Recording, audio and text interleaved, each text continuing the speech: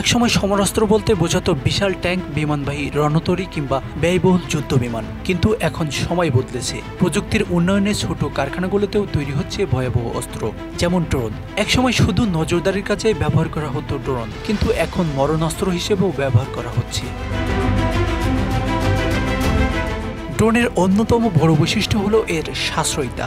যেখানে এক একটি কামানের গুলি বা মর্টারের খরচ $1000 ছাড়িয়ে যায়, সেখানে একটি সাধারণ কামিকাজি ড্রোন তৈরি করতে মাত্র $400 লাগে। এই ড্রোনগুলো 3 পাউন্ড বা তার বেশি ওজনের বিস্ফোরক বহনে সক্ষম, যা টার্গেট ধ্বংসের জন্য যথেষ্ট। ড্রোনের আরেকটি বড় বৈশিষ্ট্য হলো এর নিখুঁত হামলা চালানোর ক্ষমতা। সাধারণ অস্ত্র বা গোলাবারুদের তুলনায় ড্রোনের মাধ্যমে নির্দিষ্ট লক্ষ্যে আঘাত হানা অনেক সহজ এবং সফলতার হারও অনেক বেশি। এই প্রযুক্তির কারণে যুদ্ধক্ষেত্রে শত্রুপক্ষের ক্ষয়ক্ষতির মাত্রা বাড়ানো সম্ভব হচ্ছে, অথচ খরচ হচ্ছে তুলনামূলক অনেক কম। ড্রোনের মাধ্যমে একসাথে অনেকগুলো আক্রমণ চালানো সম্ভব। একাধিক ড্রোন একত্রে ব্যবহার করে একটি নির্দিষ্ট এলাকায় সমন্বিত আক্রমণ চালানো যায়, যা যুদ্ধক্ষেত্রে এক নতুন কৌশলের জন্ম দিয়েছে। এর ফলে প্রতিপক্ষের প্রতিরক্ষা ব্যবস্থা ভেঙে পড়ে এবং তাদের পক্ষে পাল্টা আক্রমণ চালানো অনেক কঠিন হয়ে যায়।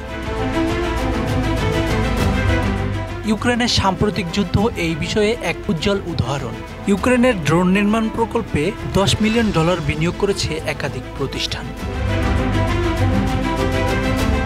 এই বিনিয়োগের মাধ্যমে ইউক্রেন এমন এক শক্তিশালী ড্রোন বাহিনী তৈরি করেছে যা তাদের সামরিক ক্ষমতা বহুগুণে বাড়িয়ে তুলেছে। এরিক নামের একজন বিশেষজ্ঞের নেতৃত্বে পরিচালিত এই প্রকল্প যুদ্ধক্ষেত্রে নতুন দিগন্ত উন্মোচন করেছে।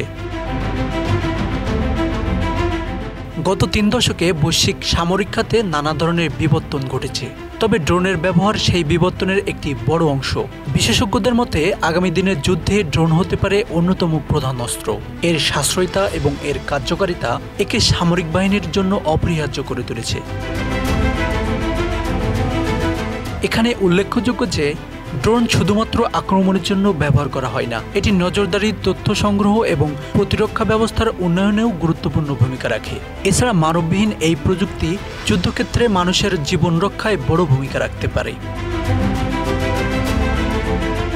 যদিও ড্রোন নিয়ে বিশ্বজুড়ে আলোচনা চলছে, তবে সামরিক খাতে নতুন ধরনের অস্ত্র এবং প্রযুক্তি নিয়ে এক ধরনের লুকোচুরি চলছে।